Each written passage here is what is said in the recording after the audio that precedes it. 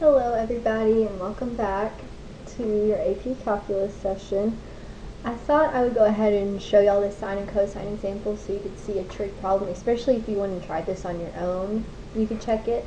I wouldn't say this is necessarily mandatory, but if you are looking for more practice, I thought I would go ahead and post this.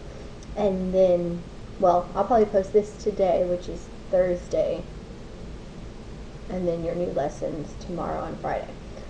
So, this is on page 2. Give me 1 second, my dog is...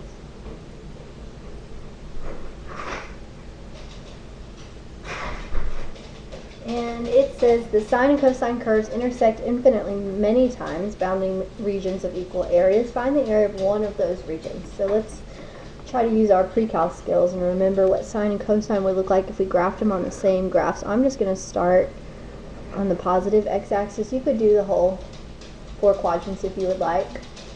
I'm going to do sine first. So we know, if you were in my pre-cal class, we do 5 key points to graph sine and cosine. So hopefully you remember that sine starts at the origin, and then it reaches its maximum, and then it crosses through the x-axis, reaches its minimum, and then it goes back to the x-axis. So that would be sine. I will label that so we don't get confused. Y equals sine x. And cosine starts at the top,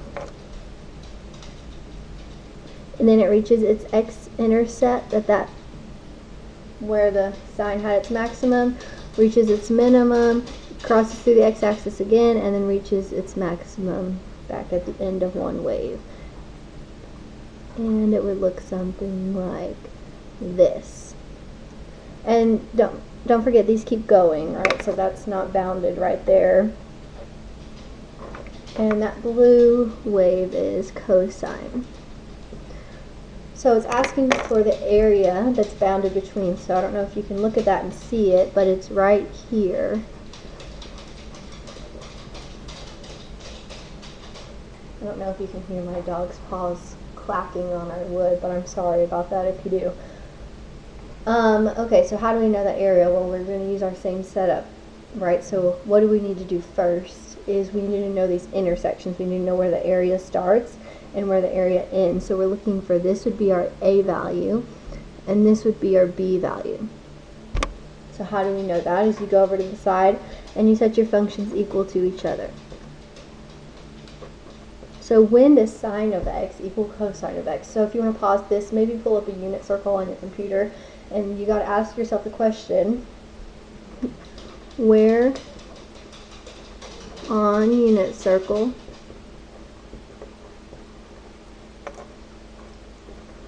will sine of x equal cosine of x? So what is that asking? Where on the unit circle is the ordered pair the same, right? Is the y, cosine is the y value, equal to the x value, because cosine is the x value. And if you look on your unit circle, you should see in the first quadrant at the angle pi over 4,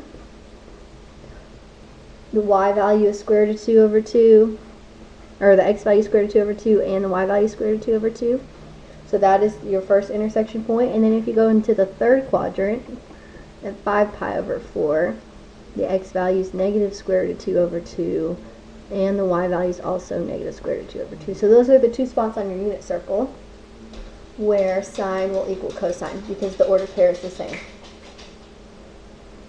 So our A is pi over 4, and our B is 5 pi over 4.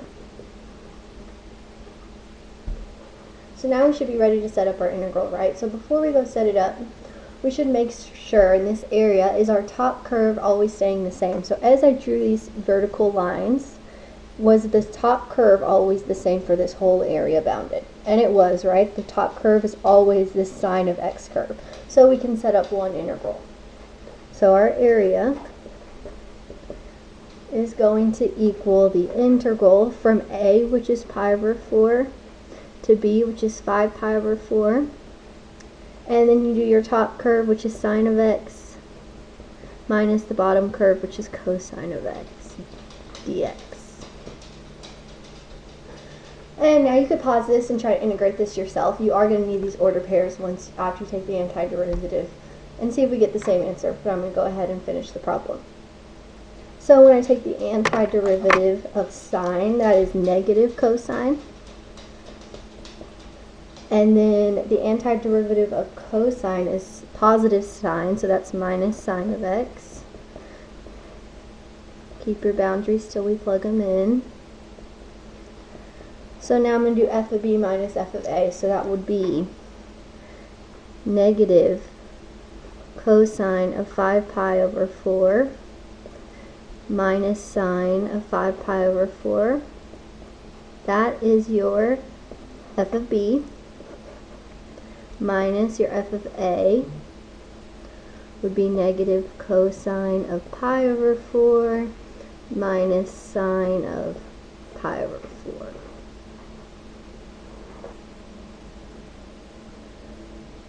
Okay, so now that you need these ordered pairs, right? So for 5 pi over 4, our ordered pair is negative square root of 2 over 2, negative square root of 2 over 2. So we know that this would be negative square root of 2 over 2, so that's going to turn to positive. And then this is minus sine of 5 pi over 4 is also negative square root of 2 over 2, so you could go ahead and make that plus square root of 2 over 2 if you wanted to. I'm just trying to make sure I show my work. Then I have minus. Now I'm going to keep this second thing in brackets just to make sure I distribute my minus sign. Cosine of pi over 4, now we're using this order pair. Cosine is square root of 2 over 2, but it's negative because that cosine was negative. Minus sine of pi over 4, which is square root of 2 over 2. Okay, so let's kind of clean up our signs a little bit and distribute. So we have this first square root of 2 over 2. Minus a negative would be plus another square root of 2 over 2. Now here I'm going to distribute this minus sign. So that becomes plus square root of 2 over 2, and then plus again that last square root of 2 over 2. So if you notice, we're just adding square root of 2 over 2 4 times. So you could write that as 4 times square root of 2 over 2. Or you could actually add it up, however makes more sense to you. And then we know 4 divided by 2 is 2, so that's the same thing as 2 square root of 2. And that would be your final answer. And that is the area bounded between sine and cosine.